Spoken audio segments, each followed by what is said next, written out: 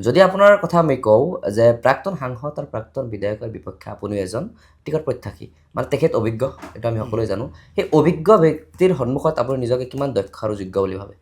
চাওক প্ৰথম কথাটো হৈছে তেওঁলোকে আগত জন্মগ্ৰহণ কৰিছে তেওঁলোকে সেইকাৰণে অভিজ্ঞ বুলি আপুনি কৈছে এতিয়া আমি পিছত আহিছোঁ মাকৰ পেটৰ পৰা কোনেও অভিজ্ঞতা অৰ্জন কৰি নাহে সকলো মানে অভিজ্ঞ বুলি কৈছোঁ বহুত দিন ৰাজনীতিত আছে সেইকাৰণে মই কৈছোঁ যে তেখেতে আগত আছিল তেখেতে সময়টো আগত পাইছিল কাৰণে তেখেতে অভিজ্ঞ গতিকে মই ভাবোঁ যে